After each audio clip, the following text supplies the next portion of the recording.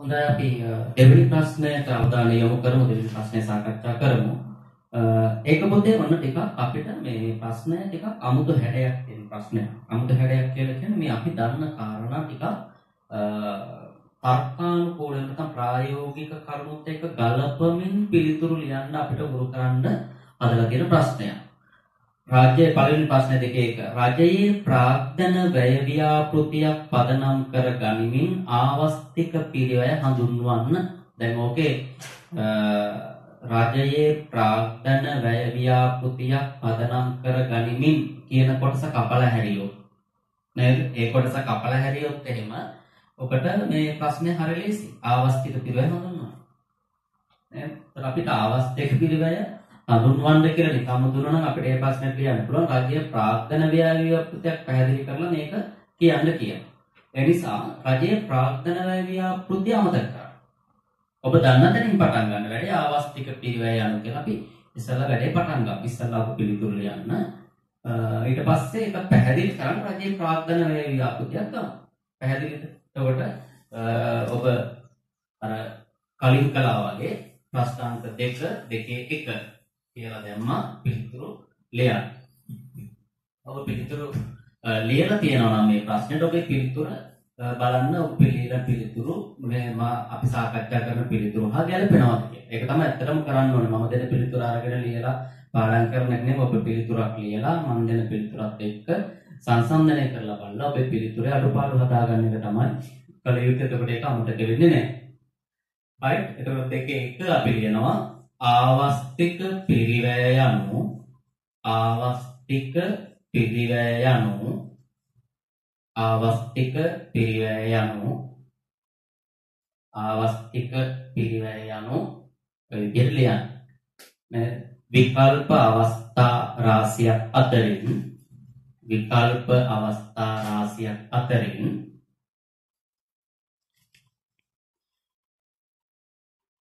විකල්ප අවස්ථා රාශියක් අතරින් එක් විකල්පයක් තෝරා ගැනීමේදී ඒ වෙනුවෙන් කැප කරන විකල්ප අවස්ථාවක් තෝරා ගැනීමේදී ඒ වෙනුවෙන් කැප කරන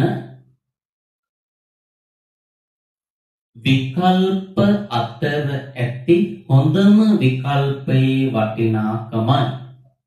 ඒ වෙනුවෙන් කැප කරන විකල්ප අතර ඇති හොඳම විකල්පයේ වටිනාකමයි. අන්න ලිව්වා. හරිද? ආවස්තික පිරිවැය. ඊළඟට අපි ලියනවා මෙය රජයේ අපි අහන්නේ ඒකනේ. මේක ලිව්වට අපිට ඕන එකක් දීලා ලකුණු. හරි. මෙතෙන් තමයි අපි වැදගත් වෙන්නේ. මෙය රජයේ ප්‍රාග්ධන වැය ව්‍යාපෘතියක්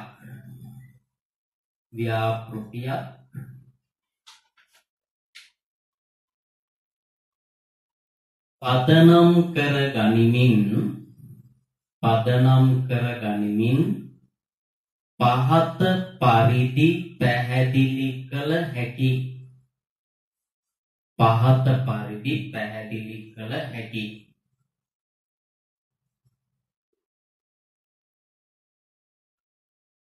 ඔන්න අපි රජයේ ප්‍රාග්ධන ව්‍යාපෘතියක් උදාහරණ අරගෙන පැහැදිලි කරමු.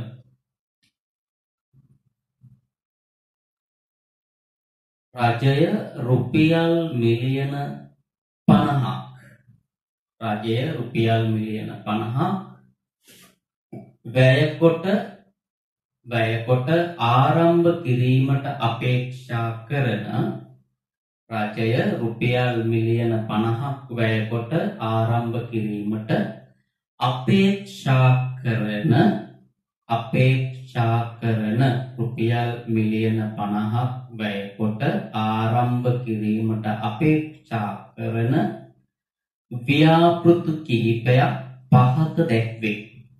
ව්‍යාපෘති කිහිපයක් පහත දැක්වේ. අපි ලියමු උදාහරණ ටික. රජයට ව්‍යාපෘති තියෙන ඕන තරම් කරන්න පුළුවන් ව්‍යාපෘති. ඒ වගේ ව්‍යාපෘති දෙක තුනක් උදාහරණ විදිහට අරගෙන ලියනවා. එකක්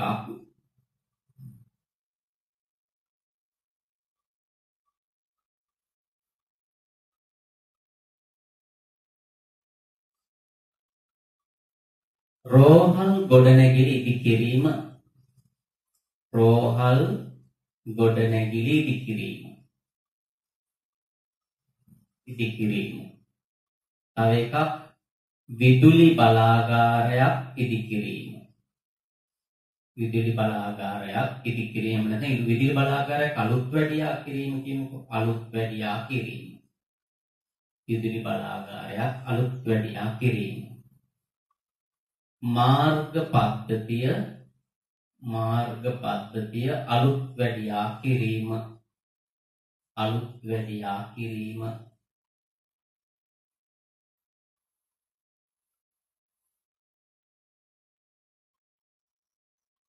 තව එකක් ලියමුකෝ. කොරෝනා මර්ධනය සඳහා එන්නත් ලබා දීම. නෑ මෙතන ප්‍රාග්ධන වැය ව්‍යාපෘතියක් නෙකොත් ඒ නිසා අපි ප්‍රාග්ධන වැයම දාමු. ප්‍රාග්ධන සම්පත් වැය කරන එක. ඒ නිසා අපිට මෙතන ලියන්න පුළුවන් පාසල් ගොඩනැගිලි ඉදි කිරීම. පාසල් ගොඩනැගිලි ඉදි කිරීම. පාසල් ගොඩනැගිලි ඉදි කිරීම ඔය වගේ කීපයක් අපිට ලියන්න පුළුවන්. දැන් අපි පිළිතුර තමයි මේ සියල්ල රජයට කරන්න. දැන් මේන් එකක් තෝරගන්න ඕන ප්‍රමුඛතාවය දෙනවා එක. එතකොට තව ගොඩක් දේවල් කැප වෙනවා. ඒ කැප වෙන හොඳම විකල්පය තමයි ආවස්තික පිළිවෙල. නේද? ඒ නිසා අපි ලියමු මෙම ප්‍රාග්ධන ව්‍යාපෘති අතරින්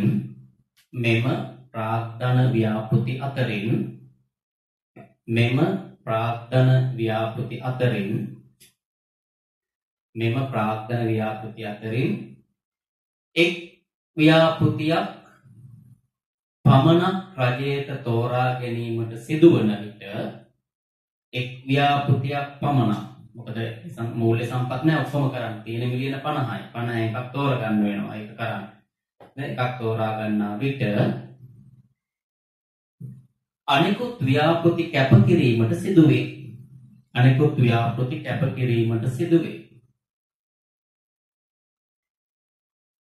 එම කැප කරන ව්‍යාපෘති අතර ඇති වැදගත්ම ව්‍යාපෘතිය. එම කැප කරන ව්‍යාපෘති අතර පවතින වැදගත්ම ව්‍යාපෘතිය තෝරාගත් ව්‍යාපෘතියේ ආවස්තික පිරිවැය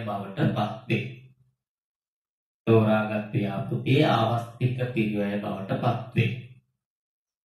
කොහොම ලියන්නත් පුළුවන්. එහෙම නැත්නම් තව කාට හරි ලියන්න පුළුවන්. මේන් විදුලි බලාගාරය විපරියා කිරීම රජය තෝරාගත්තා. ඒ වෙනුවෙන් රෝහල ඉදි කිරීම, මාර්ග පද්ධති අලුත් වැඩියා කිරීම, පාසල් ගොඩනැගිලි ඉදි කිරීම ආදී කැප කළා. ඒ කැප කළ විකල්ප අතර හොඳම විකල්පය මේකයි. ඒක ආවස්තික පිරිවැය කියලා එහෙම ලියන්නත් පුළුවන්. නම් පොදුවේ ඔය විදිහට ලියලා ඔක නවත්තන්නත් පුළුවන්. පැහැදිලි නේද කියන එක? ඒක අමාරු නෑ. දැන් බලන්නකො. මේ පිළිතුර දන්න තැනින් පටන් ගත්තාම අපිට නොදන්න දේ ගලප ගන්න පුළුවන්. හරි නැත්තම් බය වෙනවා. රජයේ ප්‍රාග්ධන වේ ව්‍යාපෘතියක් කිව්වම ළමයි උඩ බිම බලන මොකද්ද මේ කොහොමද මේක ලියන්නේ? ඔන්න ඔය වගේ දේවල් අපි දන්න සංකල්ප වලින් නොදන්න තැන් ගලප ගන්න පුළුවන් වෙන්න ඕනේ. හරිද පුතේ? ඊට පස්සේ දෙකේ දෙක ප්‍රශ්නට යමු. පිරිවැය මුදලින් තක්සේරු කරන නමුදු ආවස්තික පිරිවැය මුදලින් තක්සේරු නොකරේ. ආවස්තික පිරිවැය ප්‍රශ්න අහන්නේ නේද? ආවස්තික පිරිවැය මුදලින් තක්සේරු නොකරේ. එසේනම් ආවස්තික පිරිවැය තක්සේරු කරන්නේ කෙසේද?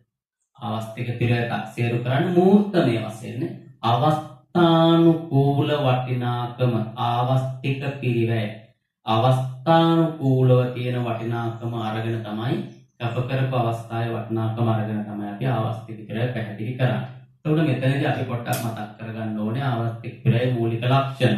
ආවස්තික පිරිවැය මූලික ලක්ෂණ තුනක් ගැන අපි කතා කරනවා නේද? මොනවද? එක මූර්ත සංකල්පයක්, දෙක පුද්ගලානුභව සංකල්පයක්, තුන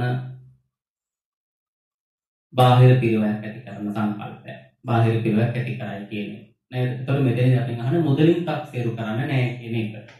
right? අපි පිළිතුරු ලියමු මෙහෙම. ආවස්තික පිරිවැය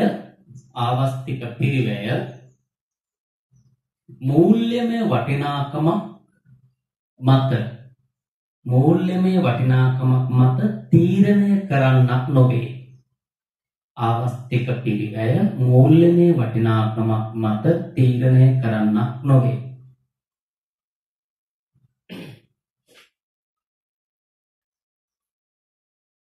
එය අවස්ථානුකූලව අවස්ථානුකූලව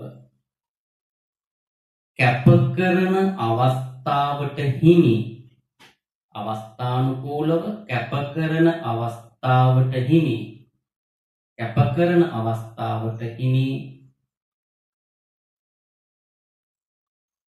මූර්තමය වටිනාකම වරහන් ඇතුළේ ලියා ගන්නකොට අවස්ථානුකූල වටිනාකම opportunity cost එක අවස්ථාවේ වටිනාකම අවස්ථා මූර්තමය වටිනාකම නැත්නම් අපි කියන අවස්ථානුකූල වටිනාකම විග්‍රහ කරයි අවස්ථානුකූල වටිනාකම විග්‍රහ කරයි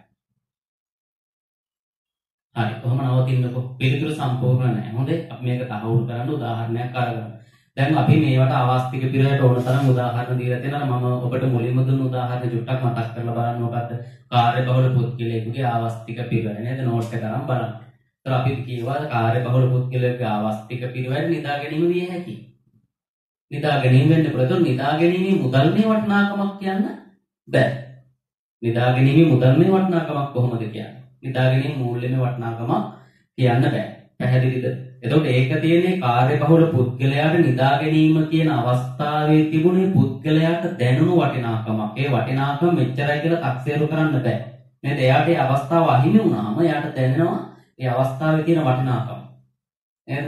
ඒක රුපියල් වලින් කියන්න පුළුවන් එකක් නෙවෙයි. පුද්ගලයාට දැනෙන අවස්ථාවේ වටිනාකම. නේද? මෙච්චරක් වටින අපරාධයේ අවස්ථාව අහිමි වීම කියලා ඒ පුද්ගලයාට දැනෙනවා. ඒතර ඒක තමයි මේ අපි ආවස්තික පිරවැය කියලා කියන්නේ. එහෙම නැත්නම් ඒක මුදලින් තක්සේරු කරලා කියන එක නෙමෙයි. හැබැයි සමහර තැන්වලදී අපි ආවස්තික පිරවැය සංකල්පය පැහැදිලි කරන්න මුදල්මය අගයන් ගන්න අවස්ථා තියෙනවා. ඒක අපි ගන්න මේ සංකල්පය පැහැදිලි කරන්න යමක් තේරුම් ගන්න වැඩිපුර මේක අවධාරණය කරන්න ඕන තැන්වල. එතකොට ඒ වෙලෙත් ඒක උදාහරණ විදිහට අපි මුදලින් අරගෙන පැහැදිලි කළාට ආවස්තික පිරවැය මුදල්මය වටිනාකමක් නෙමෙයි ආවස්තික පිරවැය කිව්වා මේ කැප කරපු විකල්ප අවස්ථාවේ වටිනාකම. නැත්නම් කැප කළ හොඳම විකල්පේ වටිනාකම කිව්වා මේ වටිනාකම ඇතුලේ තියෙන මුදල්මය වටිනාකමක් නෙමෙයි කැප කළ අවස්ථාව සම්බන්ධයෙන් පුද්ගලයාට දැනුණු වටිනාකම. ඒකනේ. එතකොට එකක් මෙතෙන්ට මේක ගලපමු. නැත්නම් මේක ටිකක් අඩුවක් තියෙනවා නේද? මුදල්මය වටිනාකමේ ප්‍රශ්නේ අහන්නේ එහෙමනේ. එහෙනම් ආවස්තිකයට තක්සේරු කරන්නේ කෙසේද? අපි ලියමු උදාහරණ වශයෙන් ප්‍රශ්නේ ඉතිරි කොටස පිළිතුරු ඉතිරි කොටස උදාහරණ වශයෙන්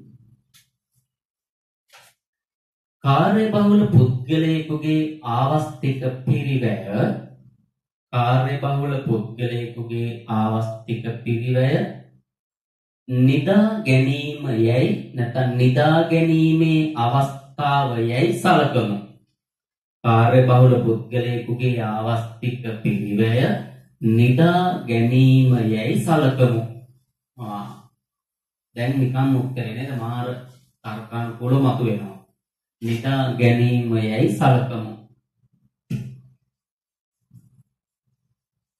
නිදා ගැනීම යයි සලකමු. නිදා ගැනීමේ අවස්ථාවේ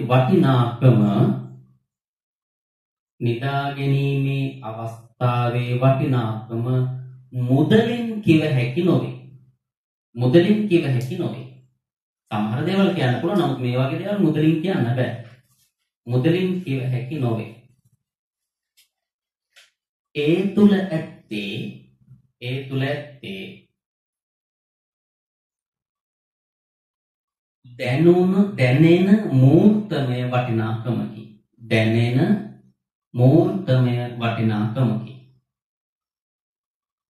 දැනෙන මූර්තමය වටිනාකමකි. අවසාන වශයෙන් අපි ලියනවා කොහොමද? ඒ අනුව ආවස්තික පිරිවැය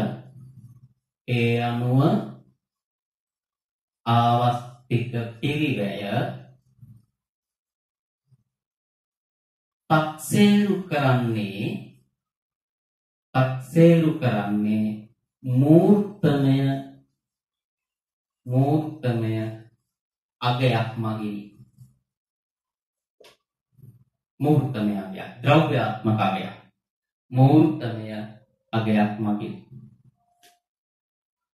තක්සේරු කරන්නේ මූර්තමය අගයක් මගිනි. පැහැදිලි? 3 ආවස්තික පිරිවැය ශූන්‍ය වන අවස්ථා මොනවැදයි දක්වා ඊට උදාහරණ සපයන්න. ඒක අමාරු නෑ පොතේ කෙලින්ම තියරිය ප්‍රශ්න කරන්නේ. ඒක අපි ඉගෙන ගත්ත දෙයක්. ඒ නිසා ඒකට කෙටින්ම උත්තරේ ලියන්න. ආවස්තික පිරිවැය ශූන්‍ය වන ප්‍රධාන අවස්ථා තුනකි. ආවස්තික පිරිවැය ශූන්‍ය වන ප්‍රධාන අවස්ථා තුනකි. ආවස්තික පිරිවැය ශූන්‍ය වන ප්‍රධාන අවස්ථා තුනකි. 1. සම්පත් අසීමිතව පවතින විට. එහෙම නැත්නම් අපි කියනවා අසීමිත සම්පත් භාවිත කරන විට. අසීමිත සම්පත් භාවිත කරන විට. මතක් කරලා ලියන්න ටක් ගාලා නේද? මේ වචන අමාරු නෑ. ආවස්තික පිරිවැය ශූන්‍ය වන අවස්ථා. මේවා මේ නෝට් එක බලලා ලියන්න සම්පූර්ණ උගන්වලා තියෙන දේවල්. නිකන් මතක් කරගන්න. ආවස්තික පිරිවැය එකක්. සම්පත් අසීමිතව පවතින විට. නැත්නම් අපි කියනවා අසීමිත සම්පත් භාවිතයට ගන්නා විට. උදාහරණ හිරුවෙලිය. උදාහරණ හිරුවෙලිය. 2 සම්පත්වල විකල්ප ප්‍රයෝජන නොමැති අවස්ථා. සම්පත්වල විකල්ප ප්‍රයෝජන නොමැති අවස්ථා. විශේෂයෙන්ම බහන්න පරිභෝජනයේදී බහන්නේ තියෙන එකම ප්‍රයෝජනයක් නම් උදාහරණයක් රේල් පාර. නැත්නම් දුම්රිය මාර්ග කියන්න පුළුවන් නේද? දුම්රිය මාර්ග. වැව් බැම්ම.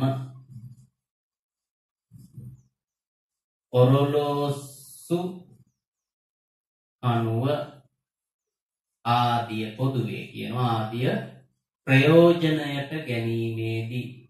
ප්‍රයෝජනයට ගැනීමේදී නේද? එකම ප්‍රයෝජනයක් නම් තියෙන. එකෙන් තව දෙයක් අප කරලා නෙමෙයි ඒකේ භාවිතයට ගන්න. රේල් පාරේ ට්‍රේන් එක යනකොට ට්‍රේන් එක යන්නේ ඒක යන්න තිබුණ වෙන එකක් කැප කරලා නෙමෙයි. පැහැදිලි නේද? අන්නේ ඔරලෝසු කණුවේ වෙලාව බලනකොට කැප කරන දෙයක් නෑ. ඒක තියෙන එකම ප්‍රයෝජනය ඒක. ඒක වෙලාව බැලුවා කියලා ඒකෙන් ගන්න තිබුණ වෙන ප්‍රයෝජනයක් අහිමි වෙන්නේ නෑ. හැබැයි එහෙම නෙමෙයි. ශ්‍රමිකේ ලිපිකරුවෙක් විදිහට වැඩට යනකොට එයාට ව්‍යාපාරයක් කරන්න තිබුණ අවස්ථාවක් කැප කරලා එයා යනවා. ඒකට එතන පැහැදිලිවම ශ්‍රමයේ විකල්ප ප්‍රයෝජන තියෙන නිසා එතන ආවස්තික පිරියක් හට ගන්නවා. ඉතින් මේවා මේ මතක් කරගන්න ඔබට නැවත ඒක හිතා බලන්න ඕන නිසා. හරි ඒවා මතක් කරගන්න. ඒතර ප්‍රධාන අවස්ථා තුන දෙකක් ලියුවා. තුන්වෙනි එක සේවා වියුක්තියක් පවතින විට නේද? 3. සේවා වියුක්තියක් පවතින විට. නැත්නම් සේවා වියුක්ත සම්පත් භාවිතයට ගන්න විට. උදාහරණ කිසිදු ප්‍රයෝජනයක් නොගත් ඉඩමක වගාවක් ආරම්භ කිරීමේදී ඉඩමේ ආවස්තික පිරිවැය. සේවා වියුක්තියක් පවතින විට. උදාහරණ කිසිදු ප්‍රයෝජනයක් නොගත් ඉඩමක වගාවක් ආරම්භ කිරීමේදී ඉඩමේ ආවස්තික පිරිවැය. ඒතකොට එතන කැප කරන දෙයක් නෑ.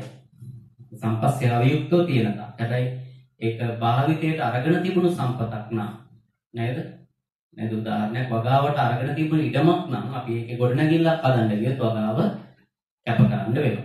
නේද? නිසා ප්‍රයෝජනෙට ගත්තට පස්සේ තව ප්‍රයෝජනයකට මේක ගැනීමේදී ආවස්තික පිරියක් අනිවාර්යයෙන්ම ඇති වෙනවා.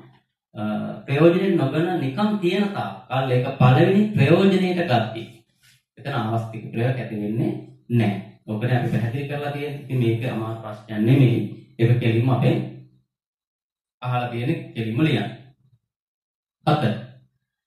ආර්ථික වර්ධනයේ ආවස්තික පිරිවැය කෙබඳු වේදයි පැහැදිලි කරන්න. හරි. දැන් ඔබට මතක් වෙන්න ඕන නිෂ්පාදන හැකියාව මායිමේ අපි කතා කරපු වැදගත් සංකල්පයක්. මොකක්ද? ප්‍රාග්ධන භාණ්ඩ වෙතින් පරිභෝජන භාණ්ඩ වෙතින් ප්‍රාග්ධන භාණ්ඩ දෙසට. එහෙම එකක් අපි සාකච්ඡා කළා නේද? නේද? ප්‍රාග්ධන නිෂ්පාදන හැකියාව මායිමක මේ පැත්තේ ප්‍රාග්ධන භාණ්ඩ නම් ප්‍රාග්ධන භාණ්ඩ මේ පැත්තේ පරිභෝජන භාණ්ඩ නම් කරලා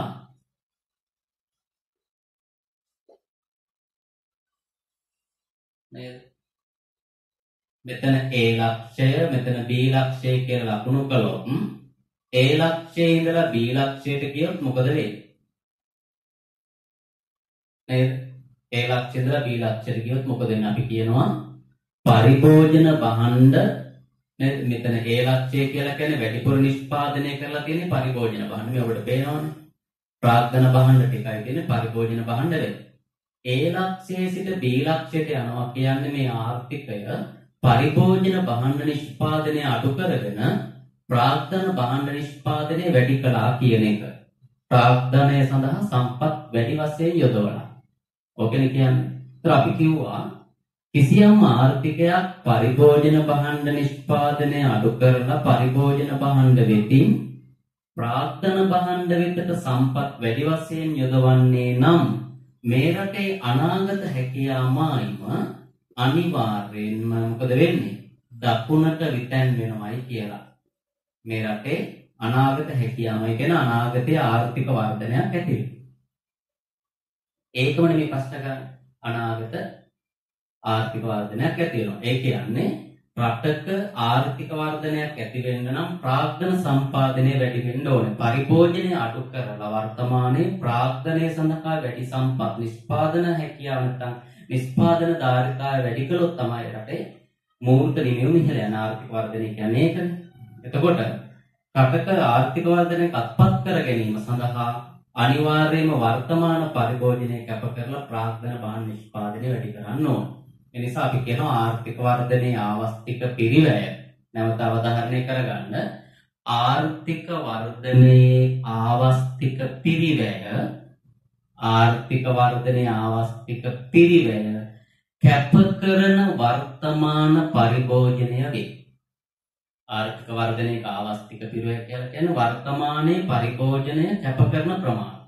කැප කරන පරිභෝජනය ප්‍රාග්ධන සම්පාදනය සඳහා යොදවලා ප්‍රාග්ධන භාණ්ඩ සඳහා තියෙන සම්පත්තික පරිභෝජන භාණ්ඩ සඳහා තියෙන සම්පත්තික පරිභෝජනයේ කැප කරලා සම්පත් එකතු කරගෙන ප්‍රාග්ධන සම්පාදනය වැඩි කළොත් අනාගත ආර්ථික වෘද්ධියක් කියන්නේ ආර්ථික වර්ධනයක් ඇති කරගන්න පුළුවන්. ඒ නිසා අපි කියනවා ආර්ථික වර්ධනයේ ආවස්තික පිරිවැය කියන්නේ කැප කරන වර්තමාන පරිභෝජනය. ඉතින් ප්‍රශ්නෙට එන්න දැන් ඔන්න ප්‍රශ්නේ අවධාරණය කරගන්න. මොකද්ද ආර්ථික වර්ධනයේ ආවස්තික පිරිවැය කෙබඳු වේදයි පැහැදිලි කරන්න. අපි පියවරෙන් පියවර ලියමු මෙන්න මේක. හරි ඔන්න මේ හැකියාමයි කරුණත් අපි මෙතෙන්ට ගලපමු.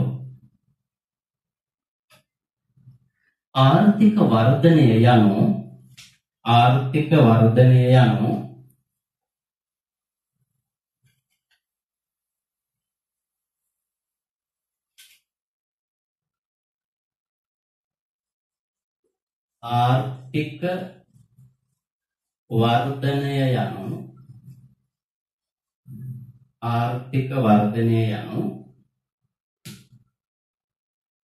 රට දිගු කාලීනව ඒ කියන්නේ පුතේ වර්ෂයකට වඩා වැඩි කාලයක් මේ දවසකට දෙකකට මාසයකට දෙකකට නෙමෙයි වර්ෂයකට වඩා වැඩි කාලයක් රටක් දිගු කාලීනව තම මූර්ත දලදේශීය නිෂ්පාදිතය දැනට ඒ ගැන හිතන්න එපා මූර්ත දලදේශීය නිෂ්පාදිතය කියන්නේ මොකක්ද කියලා රටක භාණ්ඩ හා සේවා තොගය කියලා හිතන්නකෝ රටක මූර්ත දලදේශීය නිෂ්පාදිතය වර්ෂයකට වඩා වැඩි කාලයක් මූර්ත දල දේශීය නිෂ්පාදිතය අඛණ්ඩව ඉහළ නංවා ගැනීම පැහැදිලිද ඔන්න ආර්ථික වර්ධනය කියලා කියනවා පැහැදිලිව ඉහළ නංවා ගැනීම ඊට පස්සේ ලියනවා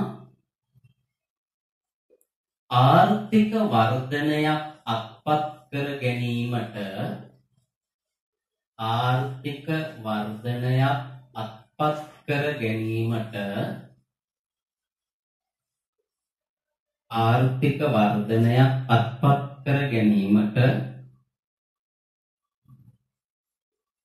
වර්තමානයේ පරිභෝජන මට්ටම නැත්නම් වර්තමානයේ පරිභෝජන සම්පත් අඩු කර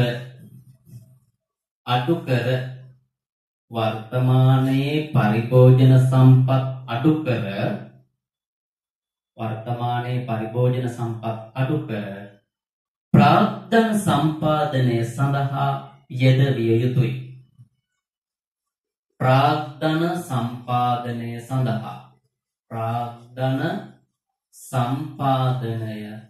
සඳහා යෙදවිය යුතුයි. ප්‍රාග්ධන සම්පාදනය සඳහා යෙදිය යුතුයි. හැකියා මායිමක් ඇඳලා පෙන්නමුද? නේද? හැකියා මායිමක් ඇඳලා පෙන්නමු. මේ පොඩිවට ඇඳලා පෙන්නන්න මේකත් එතකොට අපි මතක් කරා කියන එකනේ අපේ දැනුම ටිකක් මේ පොලිෂ් වෙනවා වගේම අපි අවබෝධයෙන් පිළිතුරු ලියනවා කියන එක පැහැදිලි වෙනවා නේද? අපි හැකියා මායිමක් අඳිමු. හැකියා මායිමක් ඇසුරෙන් පැහැදිලි කරන්න කියලා මෙතන නැහැ. හැකියා මායිමක් ඇසුරෙන් පැහැදිලි කරන්න කියලා මේ ප්‍රශ්නේ අහන්න පුළුවන් පොත. එතකොට මේ වගේ අපි හැකියා මායිම ඇඳලා මේක ලියනවා. හරි. ප්‍රාග්ධන භාණ්ඩ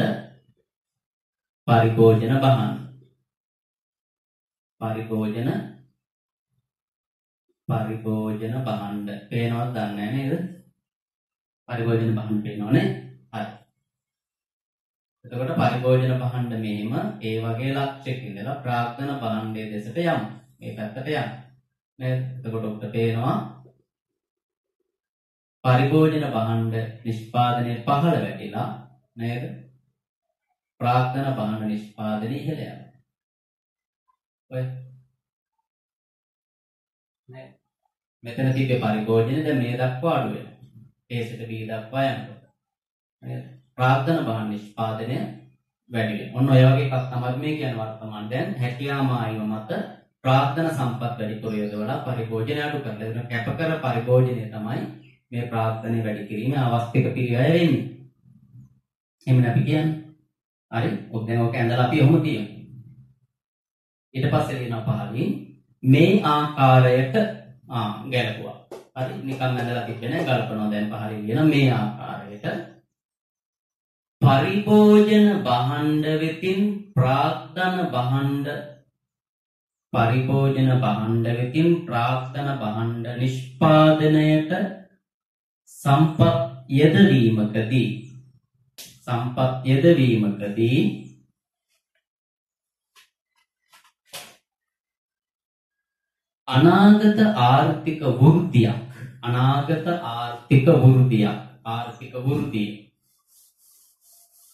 අනාගත ආර්ථික වෘද්ධියක්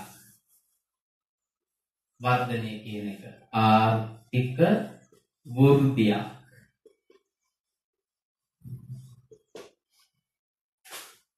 අනාගත ආර්ථික වෘද්ධියක්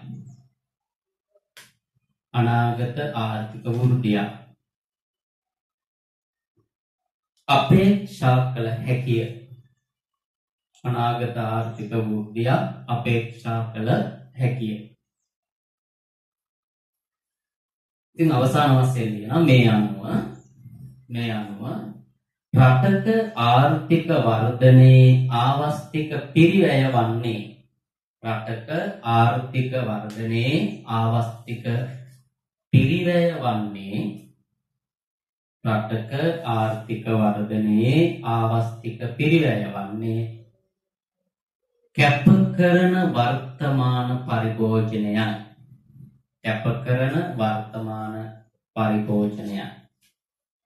කැප කරන වර්තමාන පරිභෝජනය පැහැදිලි right දෙකේ දෙක අවසන්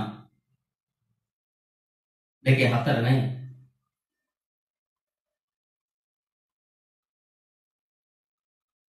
දෙකේ එක කතා කර අවස්ථික ශූන්‍ය ආර්ථික දෙකේ හතර නේද පුතේ. ඒතර දෙකේ පහ අපිට තියෙන්නේ තාර්කික පාරිභෝගිකයෙකුට ආවස්තික පිරිවැය වැදගත් වන්නේ කෙසේදයි පැහැදිලි කරන්න. තාර්කික පාරිභෝගිකයෙකුට ආවස්තික පිරිවැය වැදගත් වන්නේ කෙසේද? එතකොට ආවස්තික පිරිවැය වැදගත් වෙනවා ආර්ථික කාරකීන් ඔක්කොටම. කාටද ආර්ථික කාරකයෝ කියන ආර්ථිකය තුල හැසිරෙන හැමෝටම. එතනදී එක කොටසක් තමයි පාරිභෝගිකය, අනිත් කොටස තමයි නිෂ්පාදක. එතකොට නිෂ්පාදකයටත් ආවස්තික පිරය වැදගත් වෙනවා, පාරිභෝගිකයටත් ආවස්තික පිරය වැදගත් වෙනවා. මොකක්ද ආවස්තික පිරය කියන වැදගත්කම? එතන අපි පොඩ්ඩක් පැහැදිලි කරගන්න ඕනේ. නිෂ්පාදකයාටත් ආවස්තික පිරය වැදගත්, පාරිභෝගිකයාටත් ආවස්තික පිරය වැදගත්. මොකද්ද? මොකද ආවස්තික පිරයෙන් පෙන්නනවා ඒගොල්ලෝ කැප කරලා දෙයක් කරන්න යනකොට කරන්න යන දේ වෙනුවෙන් කැප කරපු දේවල් මොනවද? ඒ කැප කරපු දේ ඇතුලේ තියෙන හොඳම වටිනාකම මොකක්ද? හොඳම දේ. එතකොට තමන් තෝරාගත්ත දේ කොතරම් නිවැරදිද, කාර්යක්ෂමද කියන එක හඳුනා ගන්න පුළුවන්. ඕකනේ. එතකොට නිෂ්පාදකයාට තීරණය කරන්න පුළුවන් තමන්ගේ තීරණය කොච්චර නිවැරදිද කියලා හඳුනා ගන්න පුළුවන්. පාරිභෝගිකයාට පුළුවන් තමන්ගේ තීරණය කොච්චර නිවැරදිද කියලා හඳුනා ගන්න පුළුවන්. මේ දෙගොල්ලොම වෙළඳපොලේ තීරණ ගන්න අය. පාරිභෝගිකයාට තම ආදායම වැය කරන්න ගොඩක් දේවල් තියෙනවා. පාරිභෝගිකයා කරන්නේ ගොඩක් වෙලාවට පරිභෝජනය සඳහා වියදම් කිරීම. ඊට අමතරව ඉතිරි කරනවා. නේද? ඊට පස්සේ එයා බදු ගෙවනවා. මේ වගේ කාර්යයන් එයා ඉන්නවා පරිභෝගික. අපි දැන් හිතමු එයා පරිභෝජනය කරනවා, ඉතිරි කරන කාර්යයන් වල ඉන්නවා. නිෂ්පාදකයා මොකද කරන්නේ? නේද? බහන නිෂ්පාදනය කරනවා, ආදායම් උපයනවා, ඒ කටයුතු කරනවා. එතකොට ඒගොල්ලෝ නිෂ්පාදනයක් තෝරගන්න ගියහම තෝරගත්ත නිෂ්පාදනය කොතරම් නිවැරදිද? එයා තෝරගත්ත කර්මාන්තය, නිෂ්පාදන උපක්‍රමය, නිෂ්පාදනය ගත ශ්‍රමිකයින් ගාන, නිෂ්පාදනය ගත යන්ත්‍ර සූත්‍ර ප්‍රමාණය, යන්ත්‍ර වල තාක්ෂණයේ ස්වභාවය, ඒව කොච්චර ගැළපෙනවද? එතකොට එයා තීරණ ගන්න ඕන, ගන්න තීරණ කාර්යක්ෂම වෙන්න ඕන. හොඳ තීරණ වෙන්න ඕන. කෙටියෙන් කිව්වොත් නිවැරදි තීරණ ගන්න. එතකොට වෙළඳපොලේ හැසිරෙන පාරිභෝගිකයාත් නිවැරදි තීරණ ගන්න ඕනේ, නිෂ්පාදකයාත් නිවැරදි තීරණ ගන්න ඕනේ. මම මේ දෙන්නගෙනම කතා ප්‍රශ්නේ අහන්නේ පාරිභෝගිකයා ගැන. මොකද මම මේ දෙන්නගෙනම කතා කරන්නේ ඔබට මේක කොයි පැත්තට උනත් ගලප ගන්න පුළුවන් වෙන්න ඕන නිසා. හරි. එතකොට ඒගොල්ලෝ නිවැරදි තීරණ ගන්න ඕනේ. නිවැරදි තීරණ ගැනීම සඳහා මඟ පෙන්වන එකම සංකල්පය අවස්තික පිළිවෙල. පිළිවෙල ධර්මින් මේ දෙගොල්ලොම පිළිවෙල ධර්ම තමයි මේ තීරණ ගන්න. නිෂ්පාදනය කරනවා කියන්නේ පිළිවෙල ධර්මනවා, බහන්න මිලදී ගන්නවා කියන්නේ පිළිවෙල ධර්මනවා, පරිභෝජනය කරන්න වියදම් කරනවා කියන්නේ පිළිවෙල ධර්මනවා. එතකොට නිවැරදි තීරණය ගන්න ඕනේ. නිවැරදි තීරණය ගන්න නම් එයාට ආවස්තික පිළිවෙල සැලකිල්ලට ගන්න වෙනවා. එහෙම නැතුව ආවස්ත මම කතාවටත් ඔබට කියලා දෙන යම් තීරණයක් ගන්න ගියාම තුන්ු ටිකක් උඩ දාලා ලියලා ඉවරලා අල්ලප එක නෙමෙයි හොඳ මේක. තෝරගත්ත එක උඩකට කියන එක ළඟ ඉතුරු වෙන එකද හොඳ මේක. එහෙම තීරණය කරන්න බෑ. ඒවා තර්කානුකූල තීරණ. නේද? ඒවා වැරදි. නිසා වඩා නිවැරදිව වඩා මොකද්ද කරන්න ඕන දේවල් මේ අතරින් ගත යුතු තීරණය මොකක්ද කියලා වඩා නිවැරදිම තීරණය ගන්නකොට ඒ වෙනුවෙන් කැප කරපු විකල්පයේ හොඳම වටිනාකම මොකක්ද තියෙන එකෙන් පෙන්නනවා තමන් ගත්ත නිවැරදි තීරණය නිවැරදිද නැද්ද කියලා. ඒ අවස්තික පිළිවෙල තමයි හිඟකමට තියෙන හොඳම විකල්පය කියලා අපි කියන්නේ. නේද? හිඟකමට මුහුණ දෙනවා නම් පවත්නා සම්පත් කාර්යක්ෂම භාවිත කරන්න ඕනේ, සම්පත් යොදවන්න ඕනේ කාර්යක්ෂම දේවල් සඳහා. එතන කාර්යක්ෂම දේවල් සඳහා තෝරාගත්තේ සම්පත් ප්‍රමාණයක් කැප කරන්නේ මොනවද? නේද? තෝරාගත්තේ කැප කරලා තියෙන මොනවද? එතකොට කැප කරලා තියෙන දේවල් හොඳම විකල්ප තියෙනවා නම් තෝරාගත්ත දේට වඩා හොඳ දේවල් කැප කරලා තියෙනවා නම් එයා ගත්ත තීරණ නිවැරදි වෙන්න බෑ. නේද? ඒ නිසා ආවස්තික පිළිවෙලව කටයුතු කරනවා නම් තියෙන සම්පත් වඩා හොඳම දේට භාවිත කරන්න මඟ පෑදෙනවා. භාවිත කරන ක්‍රමවේදයක් හැදෙනවා. right? ඔන්නෝක තමයි ආවස්තික පිළිවෙල වැදගත්කම පිළිබඳ කතාව. ඒ නිසා අපිට පාරිභෝගික ආවස්තික පිළිවෙල වැදගත් වන ආකාරය ගැන කරුණු කීපයක් කියන්න පුළුවන්. මෙතන ගොඩක් වෙලාවට පුතේ විස්තර ලියන්න යන්න එපා. ගොඩ ඡේදයක් විදිහට ලියනවට වඩා මේ කරුණු දෙකක් තුනක් කියලා මේ ප්‍රශ්නයට අපිට විසඳුමක් දෙන්න පුළුවන්. හරි? අපි පොදුවේ කියමු මෙන්න මෙහෙම ඉස්සෙල්ලා. මෙතනත් අපි ආවස්තික පිළිවෙල කෙටියෙන් පැහැදිලි කරමු ඉස්සෙල්ලා. හොඳ කෙටියෙන් පැහැදිලි කරලා පිළිතුරු ලියමු. මෙහෙම පළවෙනි පොයින්ට් එක ආවස්තික පිළිවෙල යනු විකල්ප අවස්ථා රාශියක් අතරින් තෝරා ගන්නා එක් විකල්පයක් වෙනුවෙන් කැප කරන හොඳම විකල්පයේ වටිනාකම. ඒක දන්න දෙයක් නිසා ඉක්මනින් කිව්වා. හරි? දෙවෙනි පොයින්ට් එක අපි පාරිභෝගිකයා ගැන අහන නිසා පාරිභෝගිකයා ගැන විතරක් පිළිතුරේදී සඳහන් කරමු. පාරිභෝගිකයෙකුට ආවස්තික පිරිවැය වැදගත් වන්නේ පාරිභෝගිකයෙකුට ආවස්තික පිරිවැය වැදගත් වන්නේ තම පරිභෝජන ක්‍රියාවලියේදී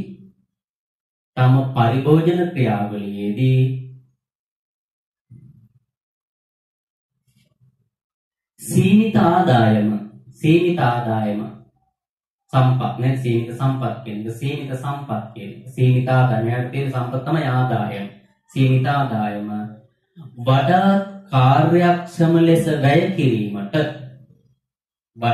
කාර්යක්ෂම ලෙස වැය කිරීමට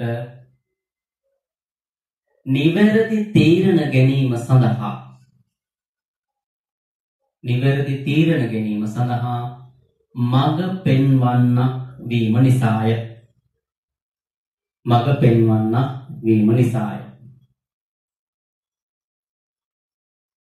මඟ පෙන්වන්නක් වීම නිසාය. ඊළඟට තරු ලකුණක් දාලා ලියනවා. මේ සඳහා පහත කරුණු දැක්විය හැකි. මේ පාරිභෝගිකයට ආවස්තික ප්‍රය වැදගත් වෙනවා කියලා කියන්න අපිට මෙන්න මේ කරුණු කීපයක් ලියන්න පුළුවන්. මේ සඳහා පහත කරුණු දැක්විය හැකි. එක තම ආදායමෙන් කොපමණ ඉතිරි කරන්නේද යන්න හඳුනාගත හැකියි.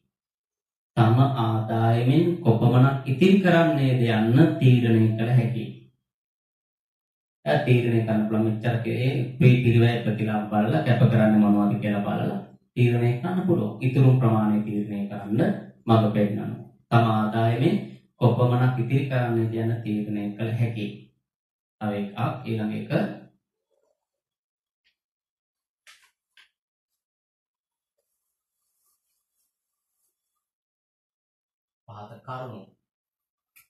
පහත කරුණේ තම ආදායමෙන්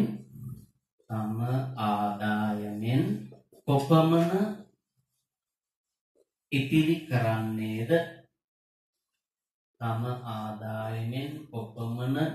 කරන්නේද යන්න තීරණය කිරීමට පහසු වීම. තව එකක් ලියමු. තම ආදායමෙන් කවර භාණ්ඩ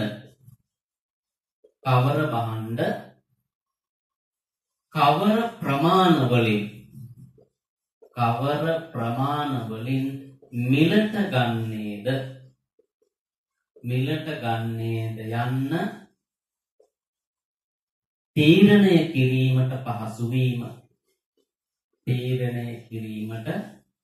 ගොඩක් අය මේවා කරනවා නේද? ආවස්තික පෙරවැය ලියලියා බලා කරන්නේ නැහැ. නමුත් ආදායම වැය කරන්න ගියාම මේකේ මේ ආදායම මේ භාණ්ඩය ගන්න තියෙනවා, මෙතනින් විදුලි බිල ගෙවන්න තියෙනවා, මෙතනින් වාහන ගාස්තු ගෙවන්න තියෙනවා, නේද? මෙතනින් බෙහෙත් ගන්න තියෙනවා. මේ විදිහට තමන්ගේ ආදායම වැය කරන්න තියෙන ශේෂ්ත්‍ර හඳුනගෙන අවශ්‍යම දේට තමයි වැය කරන්නේ.